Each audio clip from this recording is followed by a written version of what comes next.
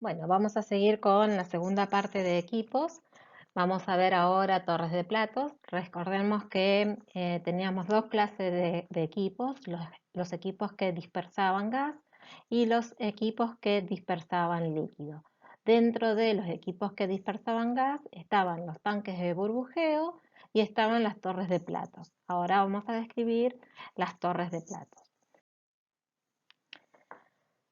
Bueno, vamos a continuar con la segunda parte de equipos. Vimos que los equipos se dividían en dos grupos, los equipos que dispersan gases y los de equipos que dispersan líquidos. Dentro de los equipos que dispersan gases teníamos los tanques de burbujeo y las torres de platos. Ahora vamos a continuar con ese equipo, con la descripción de torres de platos. Dentro de las torres de platos, básicamente son lo que vemos acá. Es una torre cilíndrica, circular, de área transversal circular, en donde por la parte inferior va a ingresar el líquido, discúlpenme, el gas, ¿sí? Y por la parte superior va a ingresar el líquido. El gas va a ir ascendiendo, ¿sí?, a lo largo de la torre hasta poder salir por la parte superior. Como asciende, el líquido va pasando a través de estos platos que se ven como líneas punteadas porque son platos que tienen agujeros. El líquido va a ingresar por la parte superior, como habíamos dicho, y va a recorrer el plato transversalmente y a través de un vertedero va a caer a el otro plato, ¿sí? Y va a caer por el segundo vertedero a el siguiente plato. Y así va a recorrer toda la torre hasta poder salir por la parte inferior de esta. También podemos tener salidas laterales, como podemos ver acá, ¿sí? O también podemos tener ingresos laterales, como vemos acá. Generalmente las torres son metálicas, sobre todo en la industria. Pueden estar recubiertas internamente para ser protegidas, pero en su mayoría no. Vimos que están compuestas por un plato, ¿sí?, en donde en ese plato se ponen en contacto el gas y el líquido, el gas que va subiendo y el líquido que lo va atravesando. Em, el líquido llega al plato a través de lo que se llama vertedero o bajante y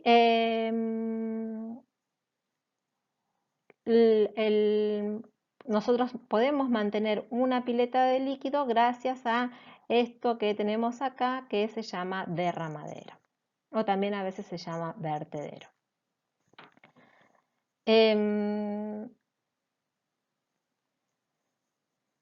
Veamos que el contacto global, ¿sí?, si tomamos a esta torre y le hacemos un volumen de control alrededor de toda esta, tenemos un contacto en contracorriente, pero en cada uno de los platos vemos que está caracterizado por un flujo transversal o cruzado. Cada uno de estos platos eran las etapas que habíamos dibujado como escalones en la unidad número 1. En cada uno de estos platos ponemos los fluidos en contacto, dejamos que lleguen al equilibrio y después los separamos. Bueno, como habíamos dicho, todas las filminas que no necesiten de explicación, que con solo leerlas eh, son entendibles, yo las voy a ir directamente pasando. Nosotros tenemos dos tipos de diseños, un diseño primario y un diseño secundario de las torres de plato. En nuestro curso solo nos vamos a desarrollar o abocar, mejor dicho, a la parte primaria de las etapas. Vamos a definir los diámetros, qué tipo de plato usamos, el área de burbujeo, el área de bajantes, ver qué cantidad de platos tenemos, el número de pasos, ¿sí? Todo lo que se detalla acá. Hay todo un cálculo posterior que hace al espesor, costos, soportes, qué tipo de equipos auxiliares que vamos a usar, que forma parte de la parte secundaria, que nosotros no lo vamos a aplicar en este curso. Tenemos distintos patrones de flujo en los platos, ¿sí? Tenemos el flujo más común, es el flujo cruzado, que es el que vemos en la segunda imagen, donde el líquido ingresa por un vertedero, pasa por el plato y cae al segundo mm, plato, ¿sí? En este caso podemos tener también el flujo inverso, que es en la primera imagen, donde caemos desde el plato superior a esta área del plato, lo recorremos y luego salimos hacia el plato inferior a través de este ducto descendente. Este tipo de platos, el de flujo inverso, se utiliza para bajos. Luego tenemos el de doble paso, que está dado acá, ¿sí? Y también podemos tener el de doble paso en cascada o 4 pasos, ¿sí? ¿Cuál distribución usar? ¿Qué tipo de patrón vamos a usar? Depende mucho del flujo de líquido, ¿sí? A medida que van aumentando los flujos del líquido, aumenta el diámetro de la torre. Hay un gráfico, este gráfico fue tomado de Perry, en donde nos da una idea de, en función de la cantidad de líquido que se va, del caudal de líquido que se va a manejar, qué tipo de plato deberíamos utilizar y qué diámetro de torre vamos a posiblemente encontrar, ¿sí? Fíjense que el flujo inverso está destinado para flujos bajos, el flujo transversal o cruzado está para unos flujos intermedios y los de doble paso, 4 pasos ya se encuentran para flujos mucho más grandes. Algo que tenemos que definir es el espaciamiento entre platos. El espaciamiento entre platos es la separación que hay de un plato a otro, el distanciamiento que hay entre un plato a otro. Los rangos van de 6 a 36 pulgadas, siendo los de 12 a 16 límites comunes para torres pequeñas de diámetros menores a 5 pies y el más ampliamente usado es el de 24 pulgadas. Entonces, nosotros en función de la cantidad de platos y el espaciamiento entre platos podemos calcular la altura de la torre, ¿sí? ¿Qué nos dice? Nosotros en la parte inferior de la torre tenemos aproximadamente que dejar 10 pies, ¿sí? En la parte superior, por arriba del plato superior, dejamos 4 pies y esas alturas las sumamos a la altura total que la calculamos en función del espaciamiento de platos y del número de platos que tengamos.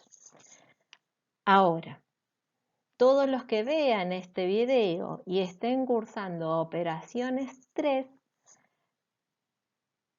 en el año 2020 mandan un mail de respuesta al campus diciendo cómo calcularían la altura de la torre si tenemos un espaciamiento de platos de 24 pulgadas y tenemos 10 platos en total. Chicos, esto que les pido que manden y respondan, que manden por correo o al campus virtual, forma parte de las constancias que tenemos que ustedes están capacitando virtualmente, ¿sí? Así que les pido por favor que respondan estas consultas que les hacemos.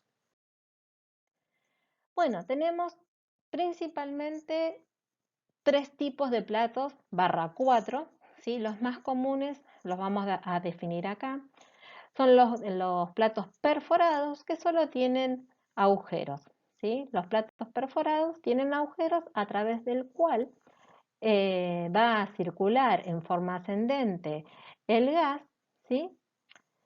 Y sobre los cuales se mantiene el líquido. Entonces, váyanse haciendo la idea de que ese gas tiene que estar circulando a una velocidad determinada, porque si no, el líquido va a caer a través de los agujeros y nosotros no queremos eso, porque si no se va a cortocircuitar nuestra transferencia de masa. Nosotros queremos que el líquido recorra todo el plato y recién caiga a través de la bajante. Entonces, fíjense que nosotros tenemos que tener determinada velocidad de gas a través de esos agujeros. El área de perforaciones se llama como, se simboliza como A sub H por agujeros en inglés. Generalmente varía entre un 5 a un 15% del área total transversal del plato. Los diámetros de agujeros que se utilizan van de 1/8 a media pulgada, siendo el más comúnmente usado, pero no el único, el de 3,16 pulgadas. ¿Sí? Siempre y cuando el servicio sea limpio. ¿Qué significa que el servicio sea limpio? Que el líquido no ensucie los agujeros, porque si no se van a tapar. Muchas veces, para mejorar la transferencia e impedir que este gas que está ascendiendo pueda irse por este lado, que no lo queremos, nosotros queremos que siga así, a veces no perforamos cerca de esta bajante. Y lo mismo pasa en este lado, ¿sí? Debido a que nosotros no queremos que este gas siga con este líquido mucho tiempo hacia abajo, sino que ascienda, en esta parte solemos tampoco hacer perforaciones. Bueno, como dijimos en la filmina anterior, ¿cómo hacemos para que esta pileta de líquido se mantenga como pileta? Y bueno, básicamente porque le estamos dando en esta parte de acá una altura que permite formar esa pileta. Esa altura, esta chapita, se llama vertedero de salida. Estos tipos de platos son muy buenos, principalmente cuando no tenemos sólidos en suspensión, además porque son fáciles de limpiar. Si en algún momento tenemos que hacer una parada de planta para ingresar a la torre, nosotros los podemos limpiar fácilmente. Su eficiencia baja mucho cuando nos alejamos mucho de su rango de diseño, ¿sí? Nosotros vamos a tener caudales máximos y mínimos entre los cuales vamos a poder trabajar. Si nos vamos demasiado fuera de esos rangos, la eficiencia va a bajar considerablemente. El otro tipo de platos que se pueden ver son los platos de válvulas. Hay 2 tipos de válvulas. Las válvulas fijas, como las que tenemos acá, en donde ya no está el agujero completamente abierto, sino que tenemos una tapa que hace que restringe un poco ese caudal de gas, precisamente para evitar que el líquido caiga a través de los agujeros, ¿sí? La otra válvula que tenemos son las válvulas flotantes. Estas válvulas, a diferencia de las otras eran la tapita fija. En cambio, en estas, las válvulas, las tapitas se mueven, ¿sí? Aumenta el caudal de gas, la válvula se abre más. Disminuye el caudal de gas, la válvula se abre menos. ¿Eso qué nos permite hacer? Minimizar el pasaje del líquido a través de los agujeros, ¿sí? Este pasaje del líquido a través de los agujeros se llama purga o lloriqueo. Nosotros, a través de este cerrado parcial o completo de las válvulas, evitamos el lloriqueo. Por eso podemos ser más flexibles en nuestro diseño, podemos variar en una mayor amplitud los caudales y no perder tanto en eficiencia. Eh, si bien ganamos en mantener la eficiencia, nuestro costo no es mucho más grande. Fíjense que es un 20% mayor nada más. El problema con esto es que, bueno, si estamos manejando eh, fluidos sucios, se van a ensuciar y se van a quedar taponadas, ¿sí? Y también lo otro que puede pasar es que las patitas que permiten la subida y la bajada de estas capuchas, de estas válvulas, discúlpenme, pueden quedarse trabadas o pueden empezar a sufrir algún tipo de desgaste.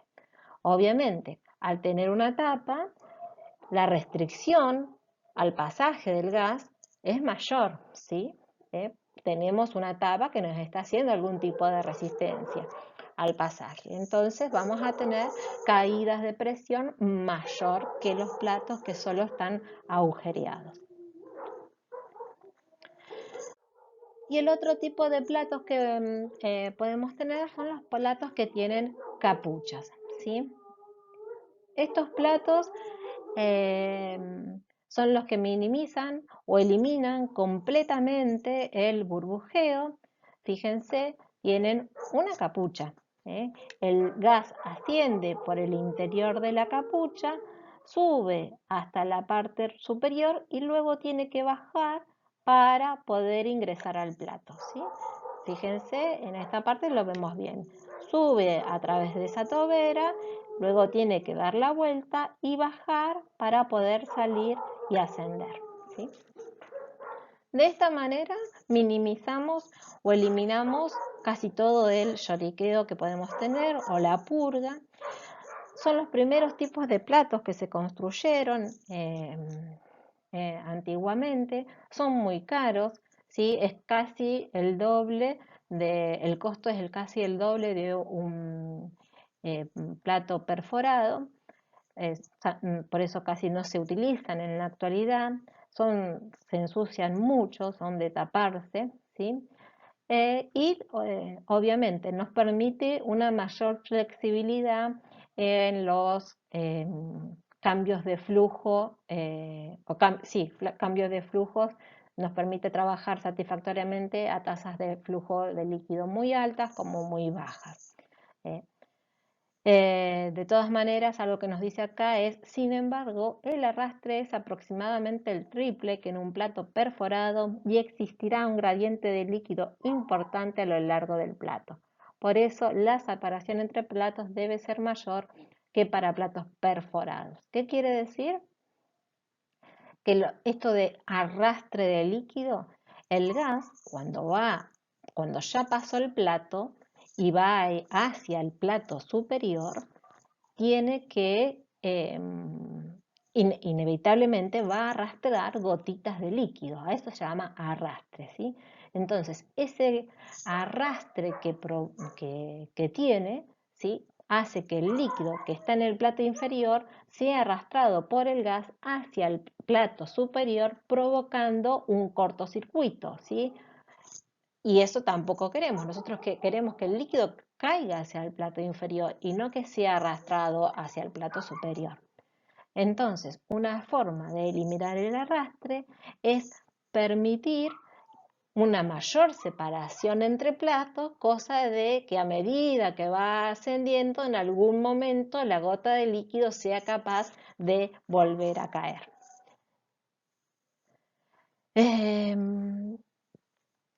Las eficiencias en cuanto a la separación son iguales o menores que un plato perforado y bueno, como dijimos antes, tienen problemas de ensuciamiento, hay problemas de coquizaciones, formación de polímeros o que las mezclas o con mezclas que ensucian mucho los platos. Acá tenemos los tres tipos de platos más comunes que dijimos. En primer caso tenemos los platos perforados, ¿sí? Acá tenemos un plato perforado, fíjense, este es el, es- aquí se recibe el líquido del plato superior, recorre todo el plato y cae. Fíjense algo que habíamos nombrado también en la parte de perforado, hay toda una zona que estoy marcando acá que no tenemos agujeros, hay toda una zona en esta parte que tampoco tenemos agujeros y fíjense que contra la carcasa de la torre tampoco tenemos agujeros. Acá en la parte media vemos como una tapa. Esa tapa generalmente se utilizan para permitir el pasaje de personas, el paso de hombre que se llama, ¿sí? Nosotros tendremos una entrada lateral en alguna parte, pero para poder acceder los hombres a inspección, limpieza, reparación de los distintos platos, tienen este pasaje de hombre que le permite ir subiendo o bajando de un plato al otro. En el caso de los platos de válvulas, los tenemos en este segundo, en esta segunda imagen. Me gustaría que me digan para esta segunda imagen qué tipo de flujo tenemos, ¿sí? En el primer tipo, en el plato de mallas o de perforados teníamos flujo transversal o cruzado. Para este tipo de, para el plato de válvulas, ¿sí? Fíjense, todas esas tapitas son las válvulas. ¿Qué tipo de flujo tenemos? Respondan al campus virtual. Y por último, tenemos dibujado los platos de capucha, ¿sí?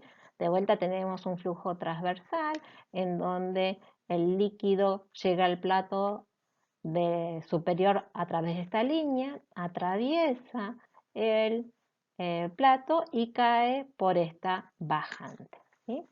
Fíjense el tamaño de las capuchas, ¿sí? Tenemos mucha menos capacidad o mucho menos lugar para permitir el pasaje de gas, ¿sí? Obviamente son para caudales de gas pequeños y caudales de líquidos grandes. Y por último, hay algo que se los nombro porque en la eh, industria se usa, sobre todo para eh, torres de diámetro pequeño, que son los tipos de platos de placas que se llaman. En este caso, toda la superficie del plato está agujereada, no hay ni bajantes ni vertederos, toda la superficie del plato está agujereada y en algunos agujeros cae el líquido y en otros agujeros asciende el gas, ¿sí? Como les dice acá, se elimina el costo y el espacio relacionado con las bajantes. Y la desventaja es que no es robusta. Si algo está mal dentro de la columna, esta va a dejar de trabajar y directamente no es que no tenemos baja eficiencia, sino que no trabaja. Bueno, eh,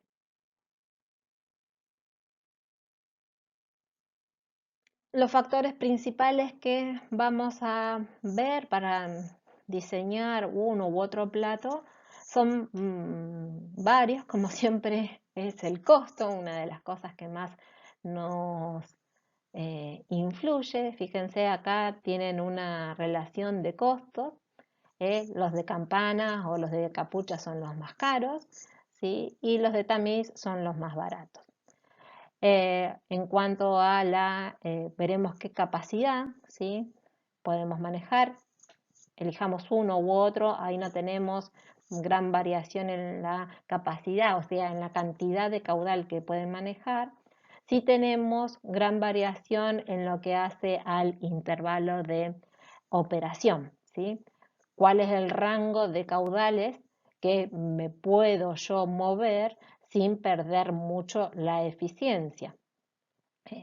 Eso es algo importante. Si bien nosotros vamos a diseñar para un determinado caudal, tenemos un más menos, ¿sí? Ya sea en el caudal de gas o en el caudal de líquido, para definir un rango de operación aceptable.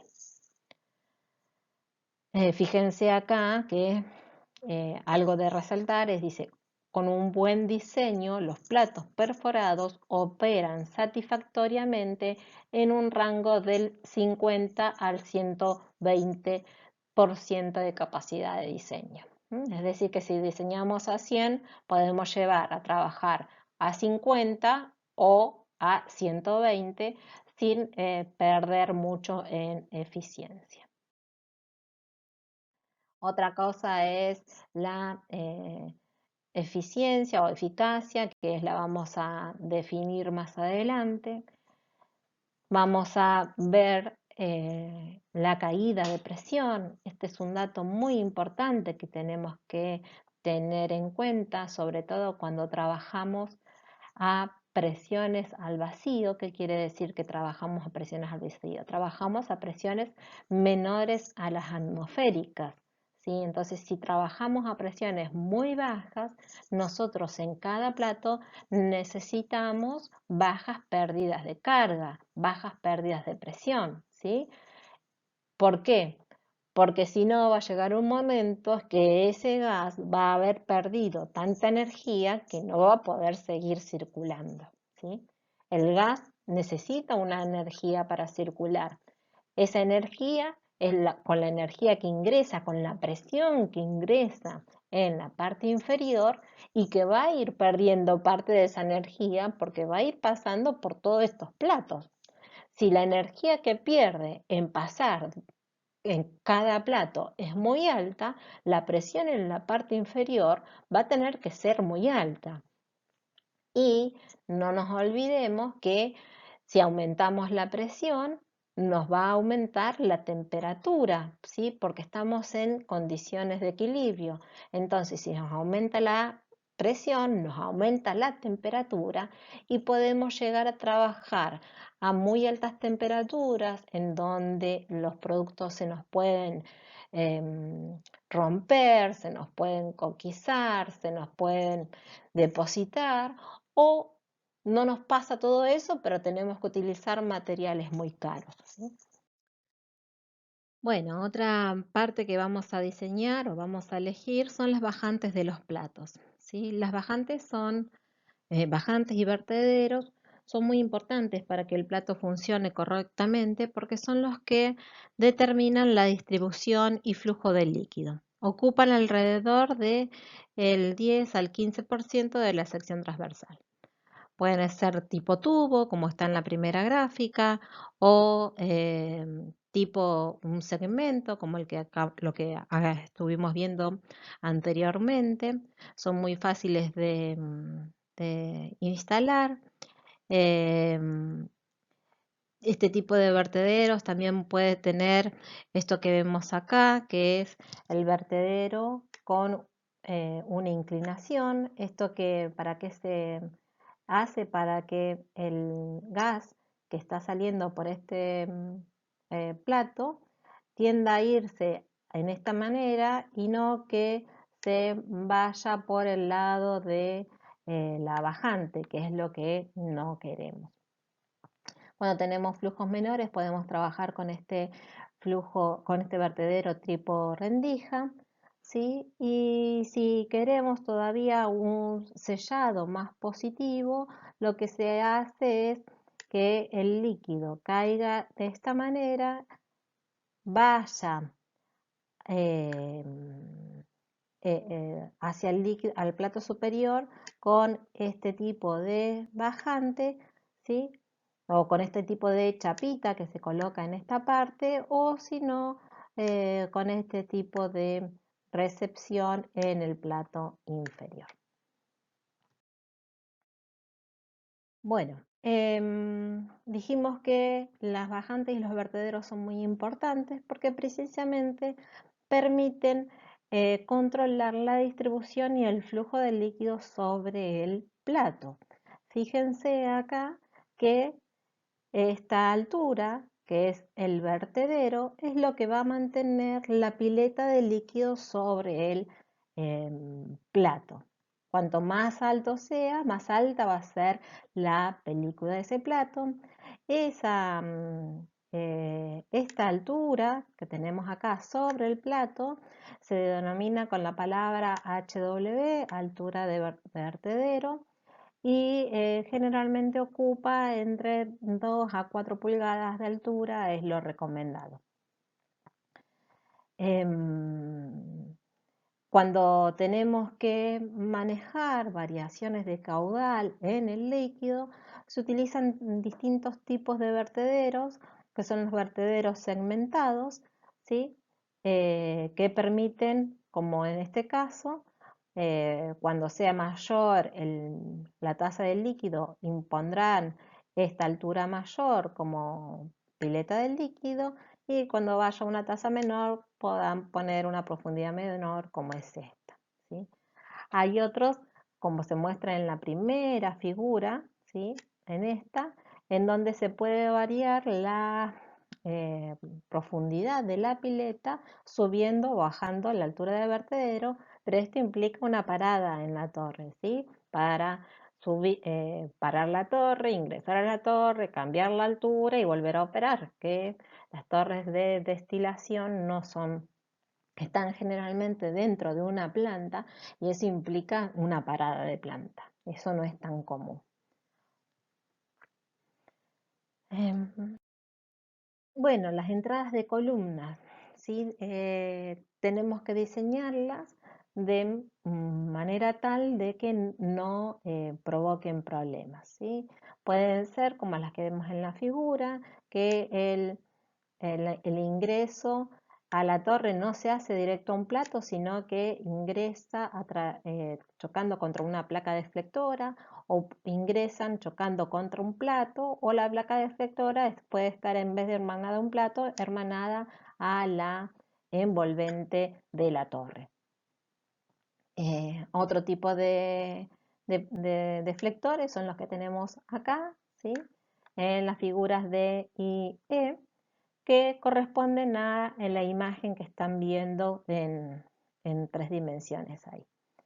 Este tipo de deflectores se recomienda cuando la alimentación, el ingreso a la torre, es una mezcla de gas y líquido.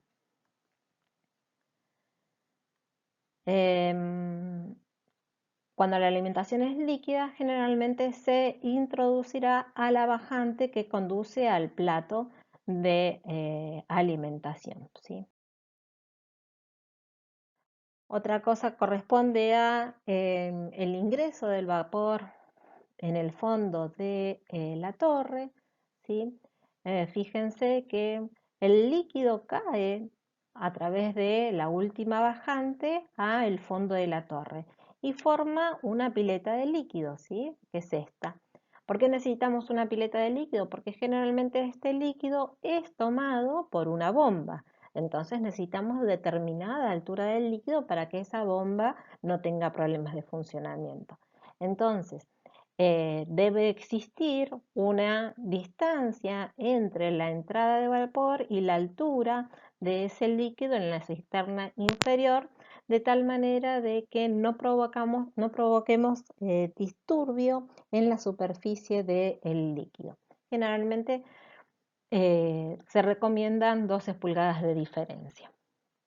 ¿Sí? Esta es otra forma, en el punto, en la imagen C, tenemos otra forma donde el líquido cae a través del vertedero, y el último vertedero, y va a ir a ser tomado por una bomba en este circuito, y en esta altura va a,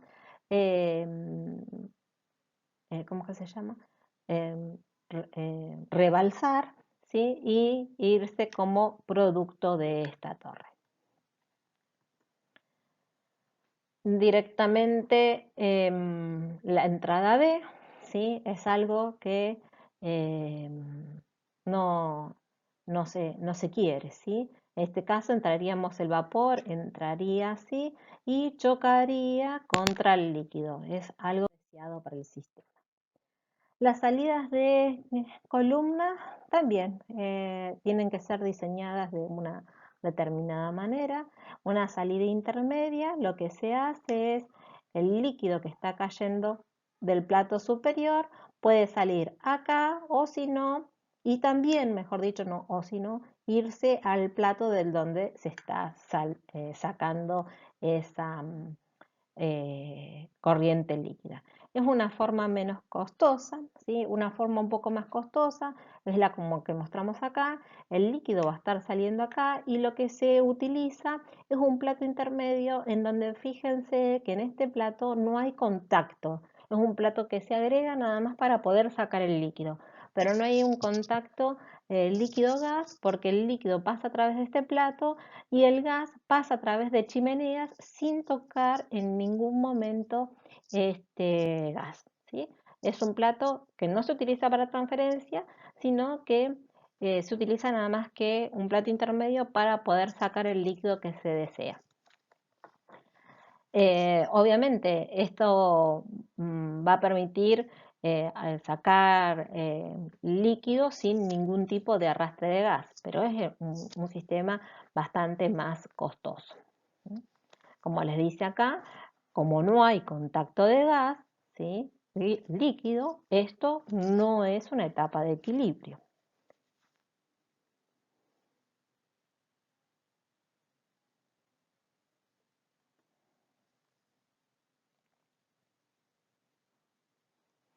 Bueno, y en la parte superior, cuando estuvimos viendo de salidas intermedias, en la parte superior va a salir el gas.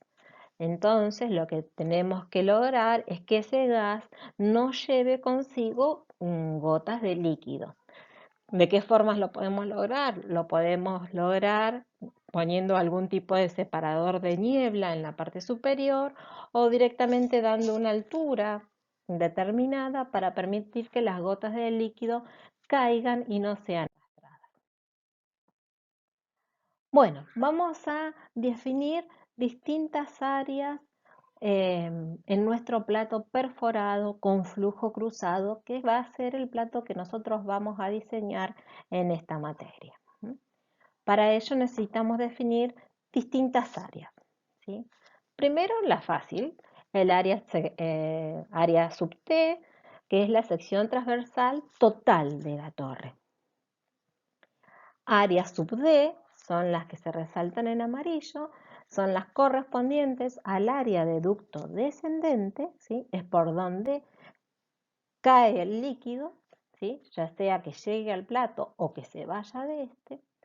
Tenemos el área activa, ¿sí? Que es el área donde se produce el intercambio de masa, ¿sí? Que es la parte central. Por eso se llama área activa de intercambio de masa. Luego el área neta, que es el área por donde va a circular el vapor de un plato al plato superior, ¿sí? Obviamente el vapor por la sección en donde está cayendo el líquido, que es esta, no puede circular, pero de un plato al otro sí puede circular por toda esta sección que está resaltada en verde. Y el área de orificios, área sub H, que es el área que corresponde a las perforaciones que están resaltadas en color celeste. Bueno, acá tenemos de vuelta la misma diapositiva, la misma distribución, nada más que acá tenemos un poco más de detalle en cuanto a nuestro agujereado de platos. Fíjense que nos dicen que podemos tener de 2 a 3 pulgadas no perforadas, ¿sí? En el lugar a donde se recibe el líquido, de 3 a 5 pulgadas no perforadas, en el lugar a donde el líquido cae al plato inferior, que generalmente la distribución es en forma de triángulo equilátero, que la separación entre eh, orificios, entre centros de orificios, va de 2,5 a 5 veces el diámetro de un orificio. y que la zona entre 2 a 3 pulgadas desde la carcasa de la torre tampoco se agujerea. Vemos que en este gráfico hicimos el diagrama de orificios que generalmente están dispuestos en un triángulo equilátero, ¿sí? Acá, antes de seguir avanzando, tenemos otra cosa más que nos habla de que lo que está rayado es el área de ducto y la longitud, ¿sí?, que está marcada acá es la longitud de vertedero, siendo, esta es la que voy a resaltar ahora en rojo, es la longitud de vertedero, siendo el radio de la torre este que resalto en azul. Disculpen el movimiento. Bueno, volviendo a la distribución triangular, tenemos 3 agujeros resaltados. Estos están cubiertos por el área sub H, el área de agujero, y el área triangular es el área correspondiente al área activa, el área en donde se va a agujerear, ¿sí? Algo que nos interesa calcular a nosotros es la relación entre esa área activa a área de orificios. D se define como la separación entre centros de orificios que vimos que podía variar entre 2,5 a 5 veces el diámetro del orificio. Beta es ese ángulo que está ahí. Fíjense que resaltando esa parte de los agujeros que están interceptadas por el triángulo equilátero, si nosotros las unimos, vamos a poder lograr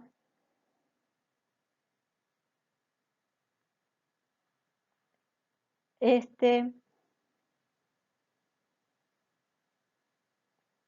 medio círculo. Entonces la relación entre área de orificio a área activa sería el área de media perforación al área de triángulo equilátero, que si trabajamos un poco, no podemos resolverlo a través de esta ecuación y que en este caso podríamos llegar a la expresión que se encuentra en este lado, ¿sí?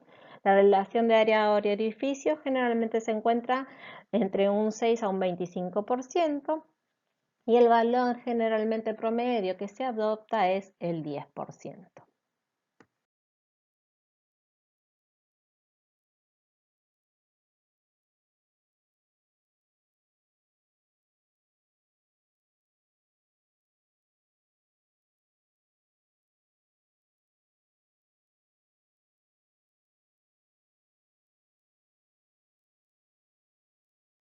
Bueno, hemos visto que podemos llegar a tener 3 problemas fluidodinámicos en nuestra torre. Tenemos el problema de inundación por arrastre, en donde el gas tiene una muy elevada velocidad y arrastra líquido hacia el plato superior. El otro problema que podemos llegar a tener es la inundación de bajantes. Esta se provoca cuando el líquido que está contenido en la bajante llega a una altura tal que iguala la del plato superior. ¿Esto por qué pasa? Porque el líquido necesita energía para poder vencer las restricciones con las que se encuentra a lo largo de su pasaje a través del plato. Y esa energía inicial necesaria para vencer todas estas restricciones la obtiene de la energía potencial que tiene sobre en la bajante, ¿sí? Entonces, cuanto más energía necesite para vencer las restricciones, mayor va a ser la energía potencial necesaria del líquido en la bajante, entonces mayor va a ser la altura de ese líquido en la bajante y va a llegar un momento que va a llegar al plato superior y se va a producir la inundación de bajantes o en bajantes. Y el otro problema fluidodinámico que podemos llegar a tener es el problema de lloriqueo o goteo o purga que se produce cuando el líquido cae a través de los agujeros sin pasar a lo largo de todo el plato y esto provoca un cortocircuito también en la transferencia de masa. Bueno, nosotros para diseñar o calcular una torre de platos vamos a seguir tres puntos básicos. Primero vamos a calcular la velocidad que tiene que tener el gas para que exista inundación por arrastre. Como no nos queremos inundar, adoptamos una velocidad de gas menor, ¿sí? Y a partir de ahí podemos calcular un diámetro de torre. En el primer punto ya tenemos el diámetro de la torre que vamos a necesitar. Luego lo que hacemos es en un segundo punto verificar que para ese diámetro de torre no tengamos inundación en las bajantes y el tercer punto verificamos que no se produzca lloriqueo. De esa manera evitamos los principales problemas hidrodinámicos en la torre. Vamos a ver el primer punto, cómo calcular el diámetro de la torre, y para eso dijimos que necesitamos calcular la velocidad de inundación que va a ocurrir cuando exista un arrastre excesivo. Esta velocidad se calcula a partir del procedimiento de FAIR, que es un método que se puede aplicar tanto para platos perforados, válvulas y capuchas. Toda esta parte de diseño, chicos, la adoptamos a partir de los pasos que indica Treival, Perry. No trabajamos con Treival en este punto. Em, Estamos trabajando, si no recuerdo mal, con la quinta edición. Después de esa quinta edición se empezó con Treival en el sistema MKS y hubo algunos problemas en los cambios de unidades. Así que si bien ustedes pueden leer la versión de Treival que ustedes tengan, nosotros les vamos a dar las copias de esas 4 o 5 hojitas de Perry, para que todos calculemos sobre la misma base y podamos comparar resultados. Bueno, lo que nos permite esta ecuación de FAIR es calcular la velocidad para la cual va a haber inundación por arrastre. Fíjense, la velocidad de inundación por arrastre la calcula como una velocidad UNF, velocidad neta de arrastre. Está afectada por un coeficiente de inundación, la relación entre la tensión superficial del líquido y 20 y la relación entre las densidades del líquido y el gas. Esta ecuación la vamos a poder aplicar siempre que el sistema produzca poca o nada de espuma, que la distancia, que la altura del vertedero, el HW, sea menor al 15% del espaciamiento entre platos, que las perforaciones tengan un diámetro de una pulgada, de un cuarto de pulgada o menos, la que generalmente utilizamos dijimos que era 3,16, que la relación entre el área de orificios al área activa sea 0,1 o mayor, y que si es menor lo corregimos con esa tabla, ¿sí? Es decir, que si tenemos una relación de área de orificio a área activa menor que 0,1, a esta ecuación que tenemos acá arriba la vamos a tener que afectar, aparte del coeficiente de inundación, afectarla por alguno de estos coeficientes en función de la relación de área de orificio a área activa que hayamos elegido.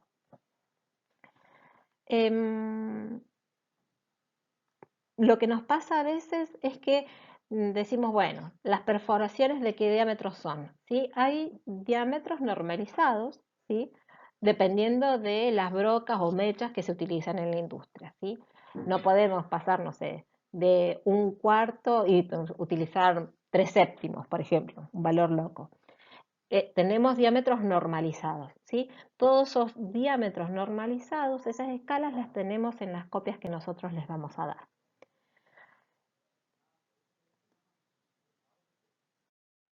Bueno, ese coeficiente de inundación lo podemos calcular a partir de este gráfico, ¿sí?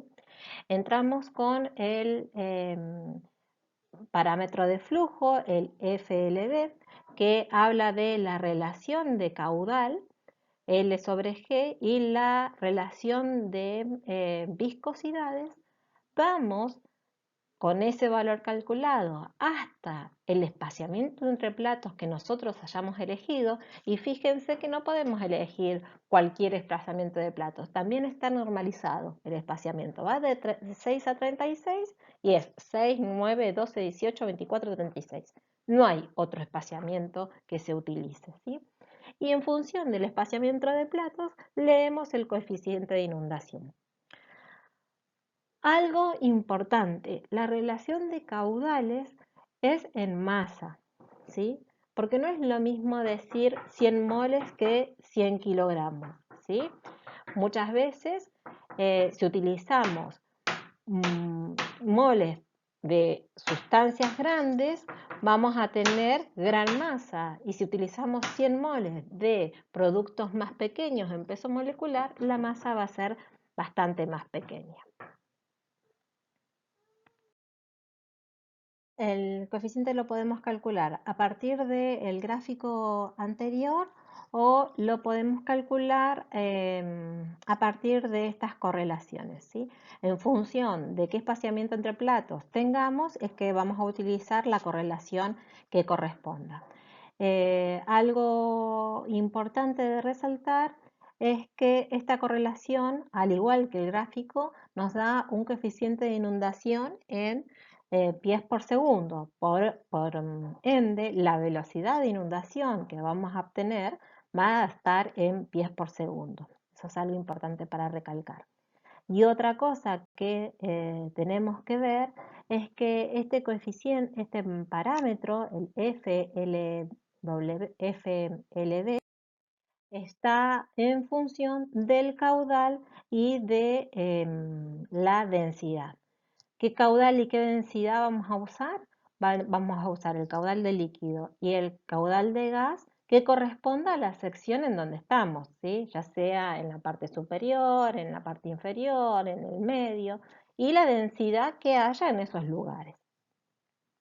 Una vez que pudimos calcular el coeficiente de inundación o ver este coeficiente de inundación, vamos a poder calcular la velocidad de inundación.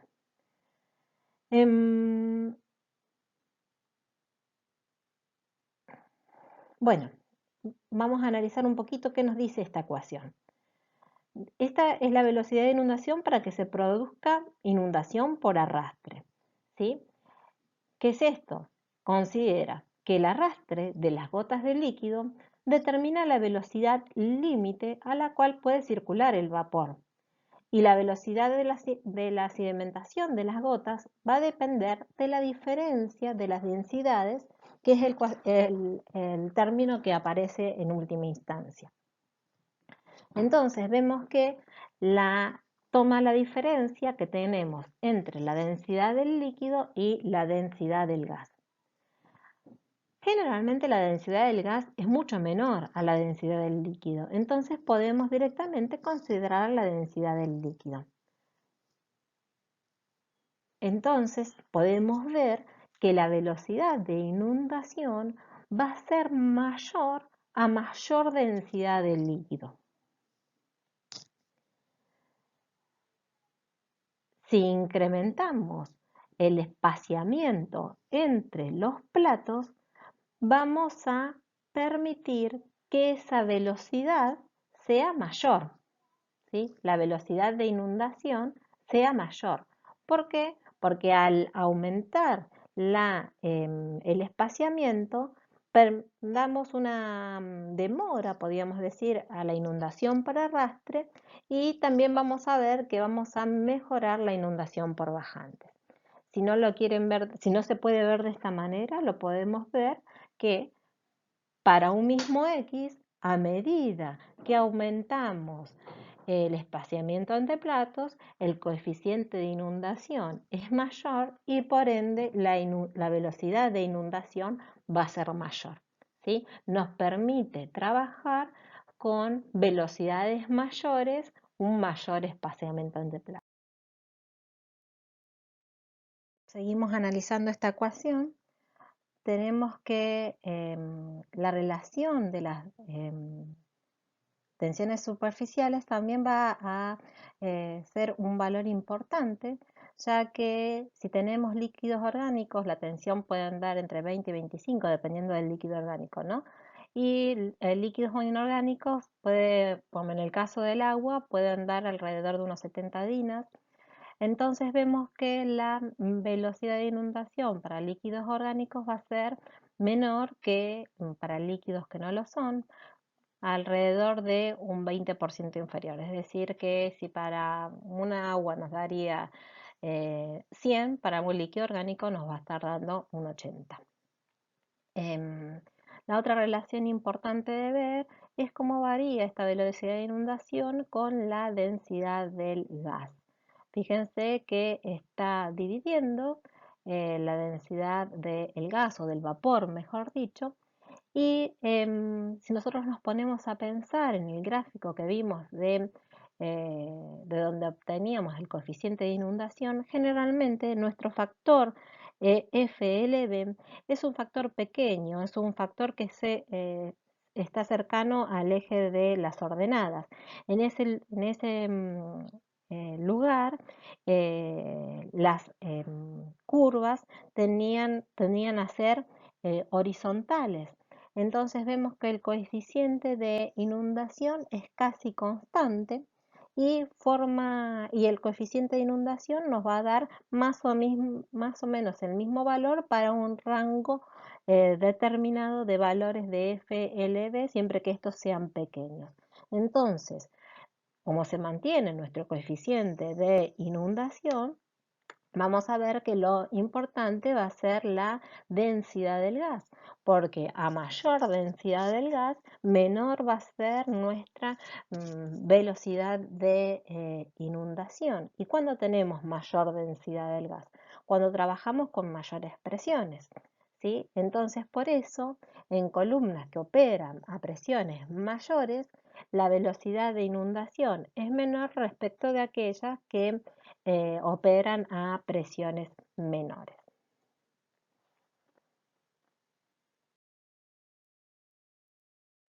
Bueno, hay varias cosas que no incluye esta ecuación. Por ejemplo, no incluye el efecto de la altura de vertedero, que que puede variar entre 0,5 y 4 pulgadas, ¿sí? Un aumento en la altura del vertedero sobre el líquido hace descender la velocidad del gas, pero no se cuentan muchos datos al respecto.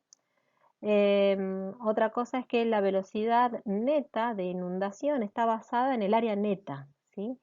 Entonces, por eso nos dice, bueno, como está basada en el área neta, utilice como factor de inundación, como velocidad de trabajo, entre un 0,65 a 0,9 veces el valor de inundación obtenido.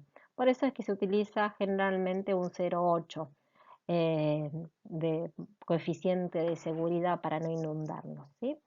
¿Por qué un 0,8? Precisamente porque estamos en un 20% por debajo del valor de inundación.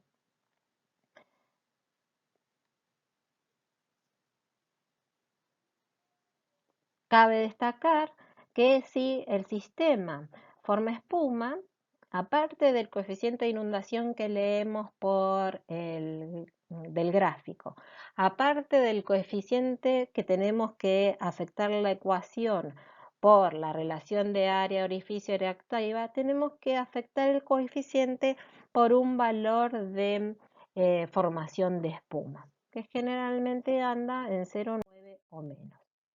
¿Cómo calculamos el diámetro de la torre? El diámetro de la torre lo calculamos a partir de esta expresión. ¿Qué nos está dando acá?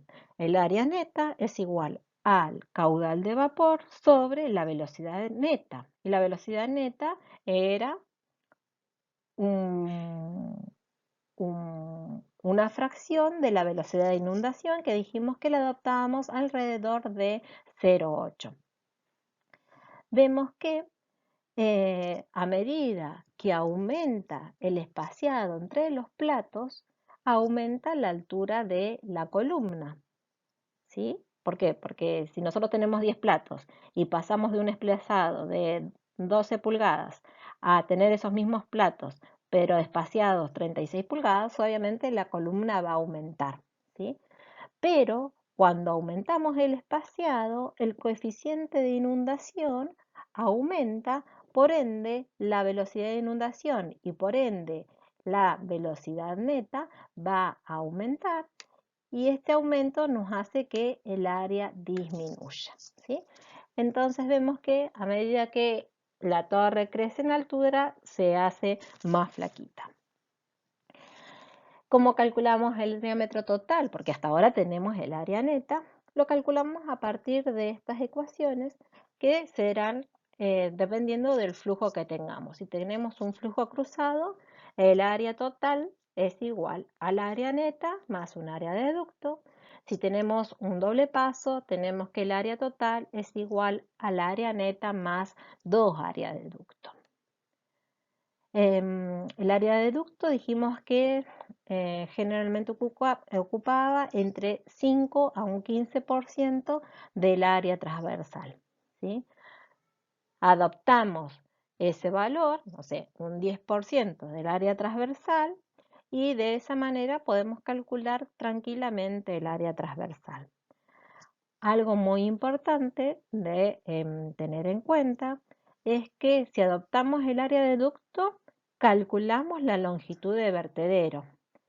Y si adoptamos la longitud de vertedero, calculamos el área de ducto, porque son interdependientes. Para saber si nuestra longitud o nuestra área de ducto fue relativamente bien adoptada, deberíamos verificar que nuestra longitud de vertedero se encuentre entre el 0,6 al 85% del diámetro de la torre.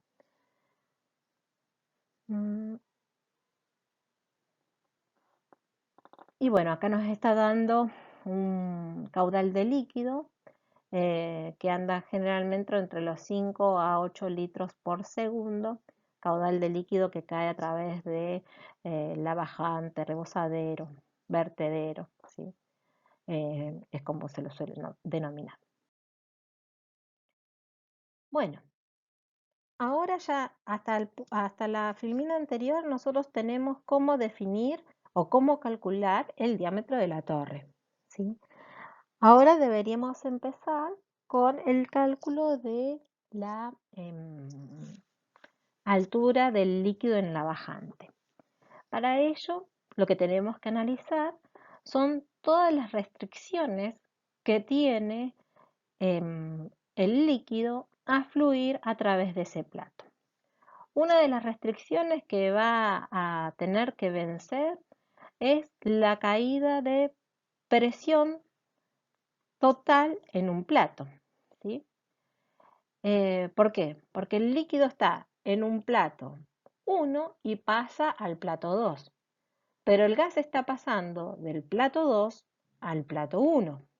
Entonces, el líquido tiene que pasar de un lugar que hay baja o menor presión a un lugar a donde hay mayor presión, porque el gas está circulando de abajo hacia arriba y el líquido en sentido contrario.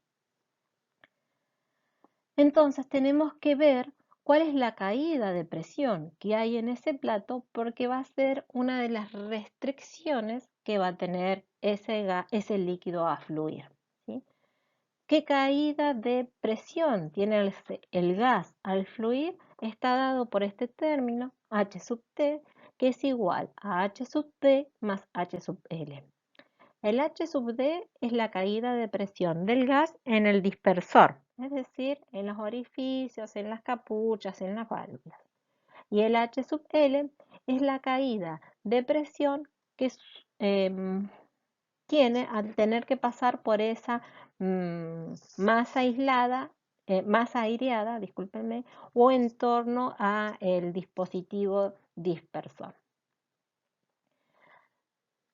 Si nosotros definimos o, mejor dicho, diseñamos bien nuestro equipo, nuestra caída de presión, nuestro H sub T, tiene que andar alrededor de los 50 a 70 milímetros de mercurio, ¿sí? Y esto, si lo multiplicamos por la cantidad total de platos, vamos a ver la caída total que tenemos en la columna.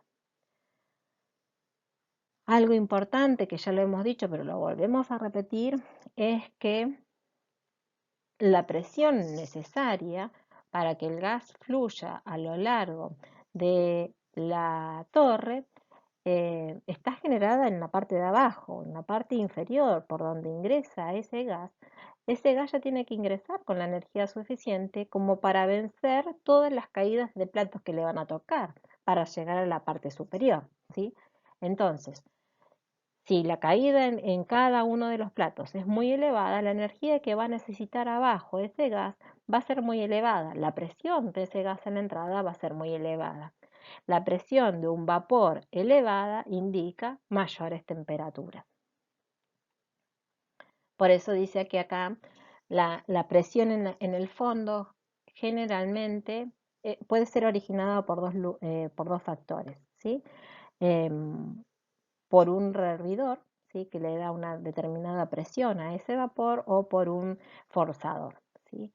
Em, Generalmente en las torres de destilación la presión en el fondo no fija la temperatura y esa es la temperatura a la que va a tener que trabajar el rehervidor que nos está generando el vapor que ingresa en la parte inferior.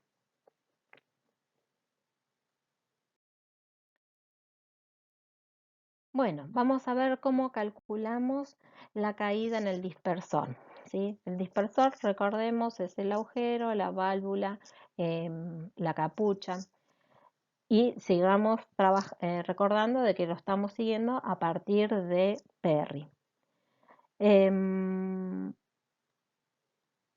lo podemos calcular a partir de esta expresión en donde K1 y K2 dependen de la unidad de dispersión. Tenemos la densidad del gas, la densidad del líquido y tenemos acá la U sub H, que es la velocidad en el orificio. Esta velocidad en el orificio la podemos calcular a partir de la relación del caudal de vapor dividido el área activa por el área activa sobre el área de orificio sobre el área activa, que era un coeficiente o un valor que nosotros habíamos adoptado. El H sub L, que era el otro factor, que era la resistencia que tiene el gas al fluir a través de la masa aireada y en torno a la unidad de dispersión, también se calcula a partir de una ecuación que es beta H sub ds. Beta es un factor de aireación adimensional, que lo podemos ver en la, en la figura 1815 de Perry, y que está relacionado con un factor F sub Ga, que lo podemos calcular a partir de la velocidad del gas en el área activa por la densidad del gas. Fíjense, la velocidad en el área activa, U sub A, es igual al caudal de gas dividido el área activa. Y HDS va a tener una expresión que va a depender del tipo de plato adoptado, pero que está relacionada con el H sub L, la altura de vertedero, y HW0, que es la altura sobre el vertedero. Bueno, de vuelta, la pérdida típica en el plato, no el HL sino el HT, acá las tenemos en unidades de PSI por plato. Para el caso de mallas, para el caso de platos perforados, el H sub L tiene esta expresión.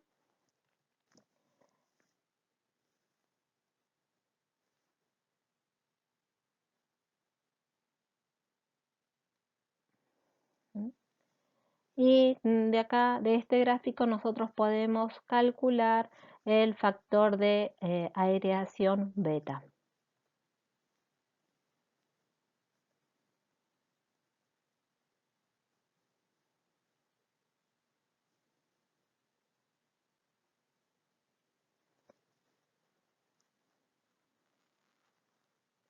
Algo que nos dice la última viñeta dice, cuando el HW0 es pequeño en comparación al HW, vemos que el HL es menor que el HW. ¿Por qué? Porque beta es menor que la unidad, ¿sí? Entonces, HL va a ser menor que el HW, que era la altura de vertedero, lo que da lugar a menos líquido sobre el plato que el que corresponde a la altura de vertedero, que es justamente la situación habitual, ¿sí? ¿Cómo va a haber menos líquido en el plato que la altura de vertedero? Sí, hay menos líquido en el plato porque el líquido está aireado, ¿sí? Entonces se forma una espuma. Por eso termina ocupando una altura mayor que el vertedero, pero la cantidad de líquido total es menor. Bueno, caída de presión en un plato, ¿sí? ¿Qué hicimos hasta ahora? Es calcular la energía que pierde el vapor al circular por el plato y alrededor de la unidad de dispersión, hace que el gas pase de una presión menor, de una presión mayor a una presión menor. Ese es un valor importante, chicos, ¿sí?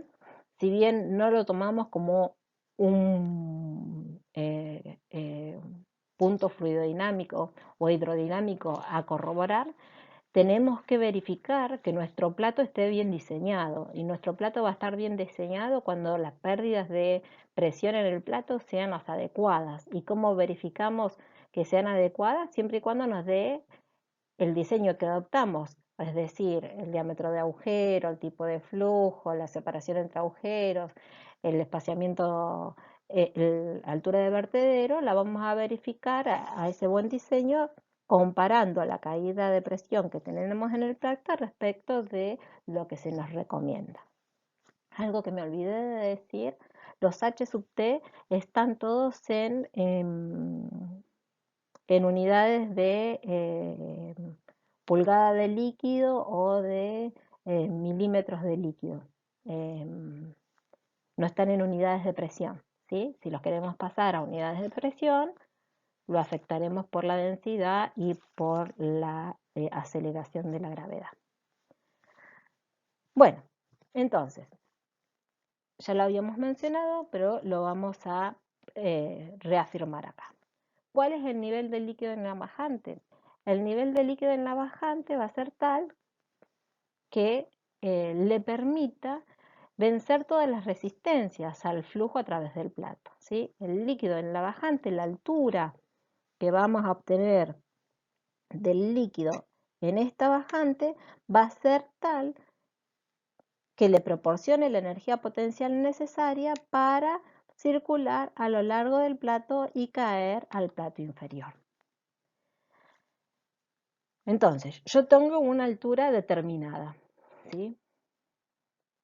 Esta altura en la bajante, ¿sí? Y esa altura en la bajante me va a permitir ir superando, o tiene que ser tal que me permite superar la caída de presión en el plato, la altura de vertedero, que dijimos que era esta, la altura sobre el vertedero, que es esta que está acá, la caída de presión que tenemos cuando el líquido tiene que pasar a través de este vertedero o a través de esta ranura que hay acá. Y también tenemos un gradiente hidráulico que se provoca porque tenemos mayor cantidad de líquido acá que el líquido en la salida. Bueno, todas estas alturas las fuimos mencionando y las tenemos escritas acá.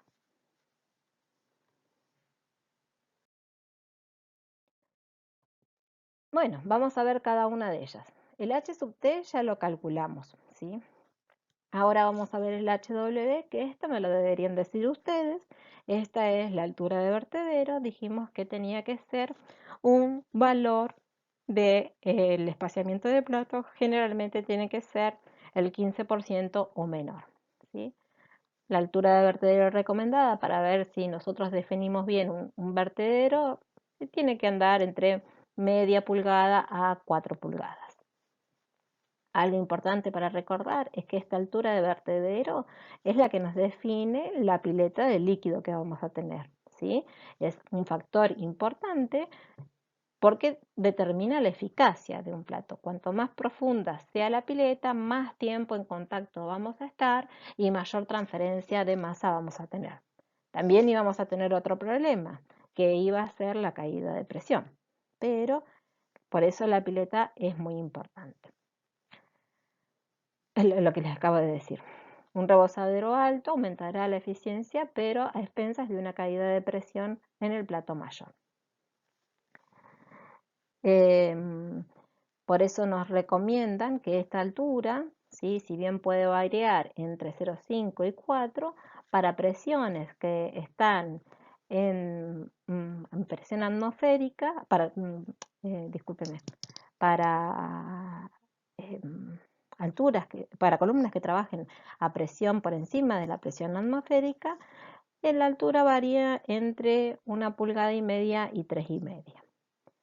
Si nosotros tenemos columnas que trabajan a presiones menores que la atmosférica, es decir, que trabajan al vacío, tenemos que reducir la caída de presión y por eso vamos a alturas de rebozadero que estén entre 1/4 y 1/2 de pulgada. Cálculo de la altura de la cresta sobre el vertedero, el HW0. Esto es el líquido que pasa por arriba del vertedero. Está relacionado o correlacionado con el FW, el caudal del líquido, y la longitud de vertedero. El FW lo leemos de esta ecuación, de este gráfico, y fíjense que nosotros entramos con la relación del caudal de líquido a la longitud de vertedero y estas líneas son líneas de relación de la longitud de vertedero a el diámetro de la torre. De esa manera podemos leer el FW y calcular nuestra altura de vertedero.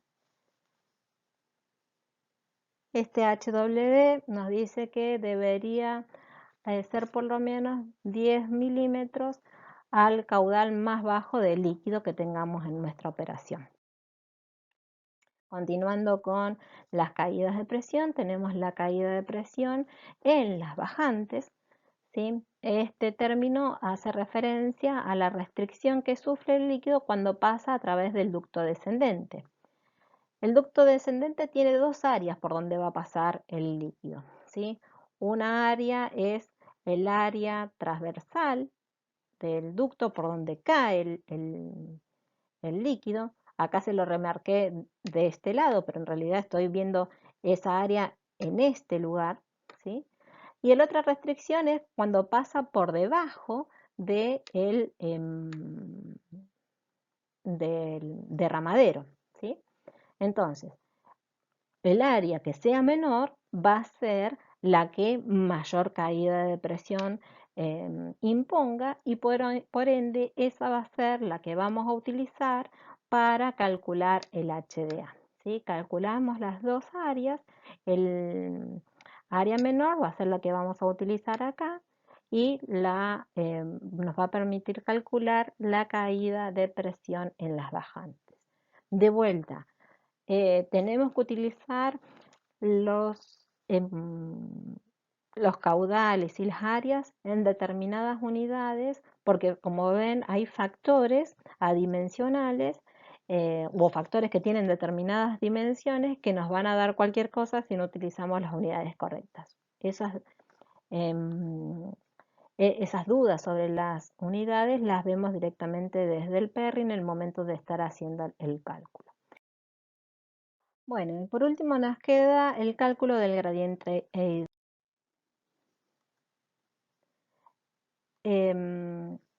el último término de esta ecuación, y vemos que a la entrada del plato nuestro líquido va a tener una altura HL sub I y a la salida del plato va a tener una altura HL0. En el medio tiene una altura dada por H sub F, que se provoca por un aumento de altura por la espuma que se genera, pero en la entrada y la salida estamos hablando de estas dos alturas, HLI y HL0, HI0, discúlpenme, precisamente porque en esos lugares no tenemos perforaciones, entonces las alturas son menores. La diferencia entre estas alturas de entrada y de salida es la que nos habla del gradiente hidráulico. Si el plato está bien diseñado, este gradiente hidráulico es generalmente despreciable. Calculamos todas las pérdidas de carga que teníamos en el plato. Nos corresponde ahora calcular la altura del líquido de la bajante, es decir, sumar todas esas pérdidas. Con eso vamos a calcular H de C, la altura en la bajante. Pero esta no es una altura real, ¿sí?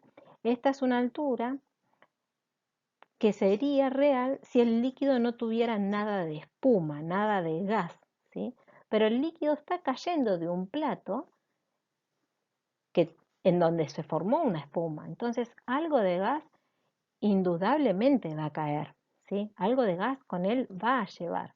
Entonces, ese líquido no va a ocupar la altura de un líquido que no tuviera nada, va a ocupar una altura mayor, porque la densidad es menor, ¿sí? Porque tiene algo de gas que la está diluyendo. Entonces, en realidad, la altura real de ese líquido espumoso es el H' de C, que es este H de C dividido un coeficiente de espuma H de C.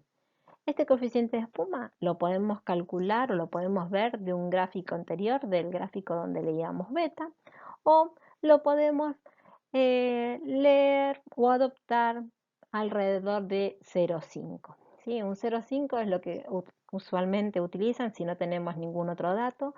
Acá yo les presento una tabla en donde pueden adoptar diferentes factores de espuma, factores de espuma, en función de qué criterio eh, utilicen, ¿sí? Fíjense, hay tres criterios, ¿sí? Tienen líquidos que tienen tendencia baja, moderada, alta o muy alta a formar espumas y los coeficientes de espuma varían entre 0,6 a 0,3, ¿sí? O entre 0,6 a 0,4 o 0,5 a 0,2, 0,3. Fíjense que es muy importante, chicos, esto. ¿Por qué? Porque ustedes calcularon, no sé, una altura H de C de 10 pulgadas.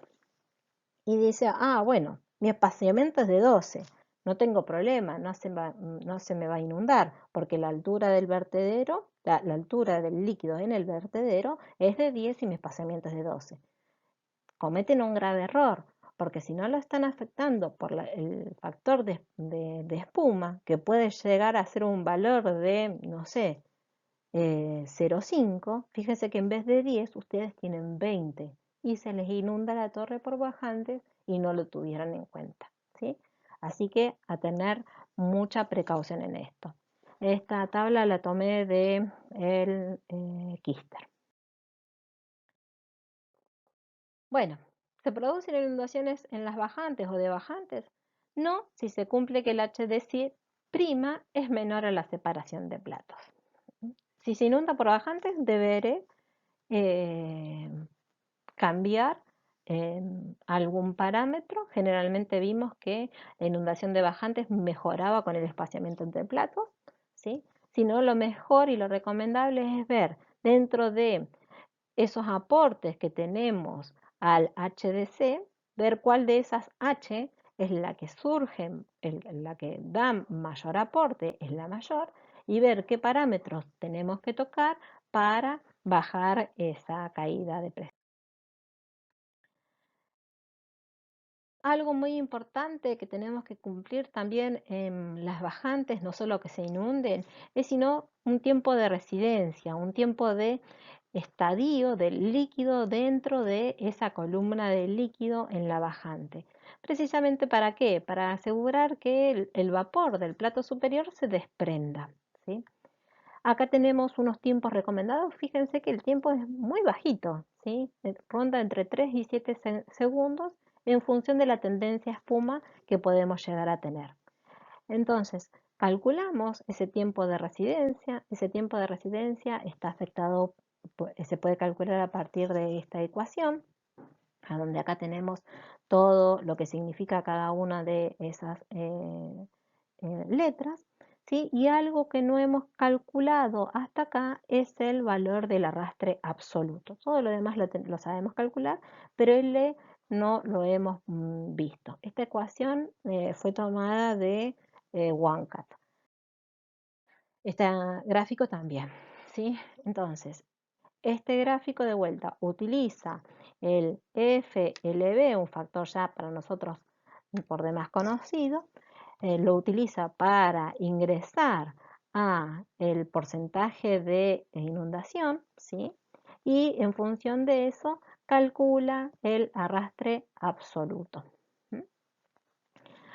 No que calcula este arrastre relativo, ¿sí? Lo lee en el gráfico y de acá, de esta ecuación, nosotros podemos despejar el arrastre absoluto. Importante, presten atención, ¿sí? Acá tenemos un porcentaje de inundación. Ahí se me perdió ahí está. ¿Sí? Piensen qué porcentaje de inundación van a tener. ¿Mm? ¿Por qué? Porque ustedes cuando calculan la velocidad de inundación, dicen, bueno, yo no me quiero inundar, entonces adopto un 80% para calcular el diámetro de torre, ¿sí? ¿Estamos hasta ahí? Entonces dicen, bueno, mi factor de inundación es el 80%. No. ¿Por qué? Porque calculan un diámetro de torre. Y después, como los diámetros de torre generalmente no vienen en el valor que a nosotros nos dio, no viene un diámetro de torre 3,654, ¿sí? Viene un diámetro de torre de 4, por ejemplo, ¿sí? Entonces, yo tengo que redondear a 4. Entonces, si yo trabajo con una torre de 4 metros de diámetro, el factor de inundación ya no va a ser 0,8, va a ser menor, ¿sí? Porque me fui a un diámetro de torre mayor. Así que yo calculo mi diámetro de torre, lo adopto y ahí recalculo el coeficiente de inundación, que es el que voy a usar acá.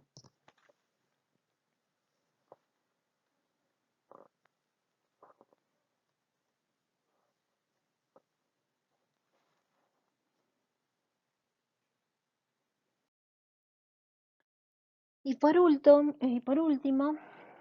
vamos a ver, verificar el tema de purga o lloriqueo. ¿Qué dijimos para esto? Que nosotros tenemos que tener la suficiente energía en el gas para impedir que el líquido caiga a través de los agujeros, ¿sí? ¿Cuándo voy a verificar eso? Perry nos da esta gráfica en donde tenemos dos curvas en función de la relación de aire-edificio-área activa. Si nosotros estamos por encima de esa curva, decimos que el lloriqueo no es excesivo y aceptamos nuestro diseño.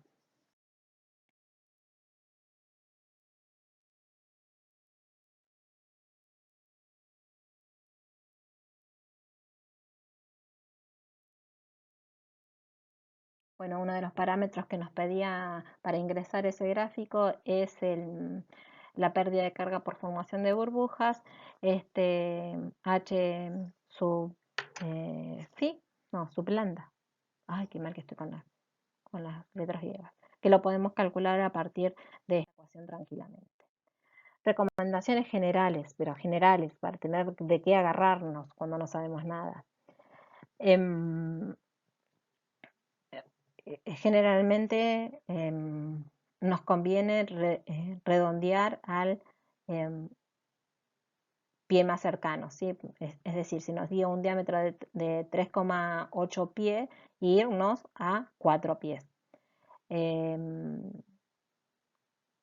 una recomendación que nos dicen, y estos como son recomendaciones sacadas de libros ingleses, vamos a eso, ¿sí?